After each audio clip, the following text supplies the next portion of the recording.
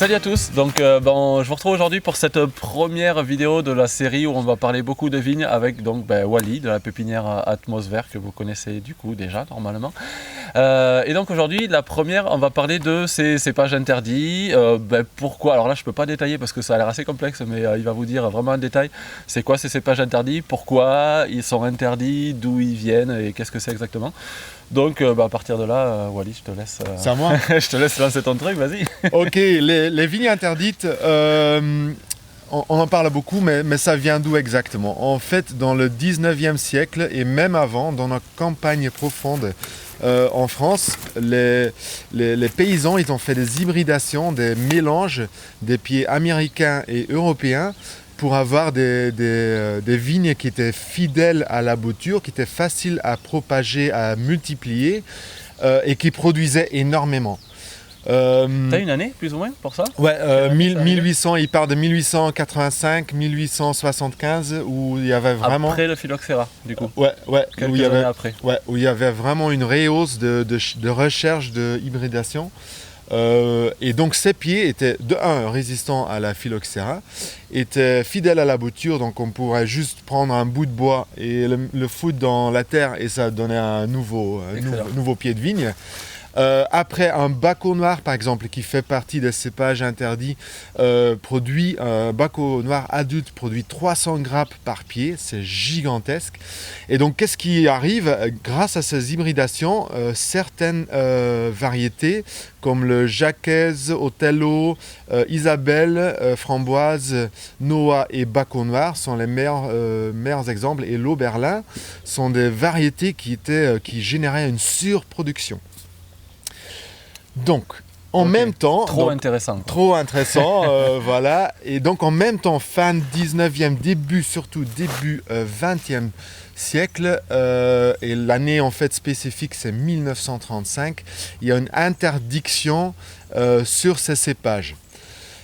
Et comme ça a été dit, si on veut noyer son chien, on l'accuse de la rage. C'est en fait, ils ont dit que ces vignes produisaient trop de méthanol dans le vin et que ça rendait les gens fous. Et donc Est-ce que c'est vérifié plus ou moins ça? C'est vérifié. Maintenant, il y a des études qui disent que c'est pas du tout vrai parce que le méthanol fait d'office partie du vin et que ces doses ne sont pas trop hautes. Okay. Mais en même temps, donc 1935, il y a l'installation des AOP et AOC, comme par hasard. Donc en fait, on a un lobby viticole qui ne veut pas que ces cépages trop productifs campagnardes continuent d'exister. Ils l'interdisent. Et en même temps, il y a l'industrie de la chimie qui en remontée, surtout après la Deuxième Guerre mondiale, qui en a plein d'avantages. Il y a combien de cépages interdits du coup? Parce que moi au début on m'a dit qu'il y en avait 4. Après j'en ai découvert 2, 3 de plus. En fait il y en a plein. Ouais, il y en a 4 à 7 qui sont hyper productives. Et après il y a d'autres hybridations. Il y en a beaucoup de noms de filles. On ne sait pas exactement pourquoi, c'est intéressant. Si vous le savez, laissez-nous savoir. Il y a beaucoup de noms de filles, c'est rigolo. Isabella, ouais. Isabella, Rosina, Sophie... Voilà, etc. On dit interdit, on en parlait tout à l'heure, c'est interdit pourquoi? Est-ce que c'est complètement, t'as pas le droit d'avoir ce cépage chez toi? Est-ce que c'est interdit pour faire du vin du coup, peut-être plus? Ouais, c'est surtout ça. Donc c'est surtout interdit pour la vinification et c'est surtout interdit dans le réseau de la vente de pépiniéristes pour les professionnels. Ok. Donc en fait, j'aurais pas le droit de vendre 200 pieds de Baco à un viticulteur ou un autre pépiniériste. Pour qu'il lui refasse de la revente. Mais j'ai le droit de vendre un Baco noir à un particulier qui en fait un raisin table. Ok. À manger comme ça, il n'y a pas d'interdiction pour faire du vin. Du coup, un petit viticulteur, s'il veut faire du vin à base de ce raisin, c'est totalement interdit, quel que soit le nombre, le volume qu'il fait. Sur ça, c'est interdit, mais je sais qu'il en existe et ils ont trouvé le système D. Okay. Je sais qu'aujourd'hui, je rencontre beaucoup de porteurs de projets, pas nécessairement axés sur la vinification, mais donc micro-ferme, retour à la terre, un néo rural, qui plantent énormément de ces cépages-là pour la production de jus. raisin de table. Ouais. Donc, Sinon, voilà, on a droit complètement de cultiver chez soi ces cépages interdits en raisin de table. Les pépiniéristes ont droit de vendre un certain nombre de plants, à condition que ce soit aux particuliers, voilà, pas pour des viticulteurs. Pas pour la vinification. Voilà. Moi, je peux vous vendre un pied de Baco, mais c'est juste pour vendre au marché comme un grappe raisin de table. Voilà, ça a droit d'être affiché cépage interdit, mais ça veut dire cépage interdit à la vinification. Ouais. Mais on peut en acheter pour en planter chez soi. C'est ça. Voilà. Moi, j'avais vu un truc, c'est un truc que je dis souvent maintenant aux gens quand je vends ces vignes. Il y a la raison officielle de l'interdiction, c'est ça fait un vin fort en éthanol qui rend fou et tout ça. Apparemment, c'est une connerie. Et la raison officieuse, c'est que c'est un cépage qui non seulement est résistant au phylloxéra, pas besoin de traiter, et pas besoin de greffer sur un autre truc. C'est tu coupes une tige, t'en plantes, t'en fais pousser chez toi. Donc, la raison officieuse, c'est que du coup, en ayant ces vignes-là, on n'est plus du tout dépendant des producteurs et des lobbies de production de cépages. De chimie et de reproduction. Et de chimie et compagnie, ouais. Du coup, on peut juste reproduire comme ça. Donc, très facile à reproduire. Du coup, tu veux nous expliquer comment on la reproduit? On a 2 techniques différentes, c'est intéressant aussi. Donc, nous, on fait des boutures ligneuses. Donc ça veut dire du bois, on va couper 3 yeux où on va mettre 2 tiers dans un godet et on va faire sortir 1 tiers. Et donc on fait un godet direct pour éviter de les déplacer. Donc ça c'est notre technique qu'on applique depuis 3 ans qui est hyper efficace, on a énormément de réussite avec ça. Et donc on fait dès que les feuilles sont tombées jusqu'à maintenant, la pousse de sève elle commence, là on est le mois de février. Donc là on a encore un tout petit peu de temps jusqu'au mois de mars et après on arrête. Okay. Après on peut les reproduire en marcotte. En saison estivale où on va mettre une jeune pousse au sol, on va mettre une pierre dessus, elle va s'enraciner et on coupe cette pièce enracinée fin de saison estivale. Génial, ouais. Et ta technique, elle est Moi, je vais raconter c'est pas vraiment une technique que je vais raconter, alors j'ai fait des vidéos sur le bouturage où j'explique vraiment faire avec une lame bien aiguisée, bien désinfectée, bien coupée sous le nœud, bien mettre dans un truc humide, faites vraiment très attention, c'est fragile une bouture. Et quand j'ai fait mes premières boutures, moi sur du noix, j'ai fait comme ça au début.